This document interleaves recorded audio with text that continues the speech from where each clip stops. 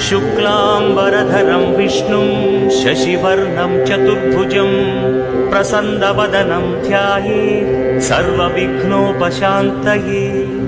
यस्य द्विरदवक्त्राद्याः पारिषद्याः परश्शतं विघ्नं निघ्नन्ति सततं विश्वक्सेनं तमाश्रये।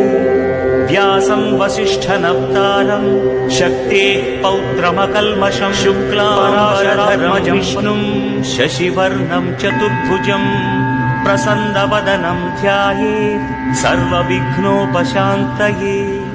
यस्य द्विरदवक्त्राद्याः पारिषद्याः परश्शतं विघ्नं निघ्नन्ति सततं विश्वक्सेनं तमाश्रये। व्यासं वसिष्ठनप्तारं शक्तेः पौत्रमकल्मषं पराशरात्मजं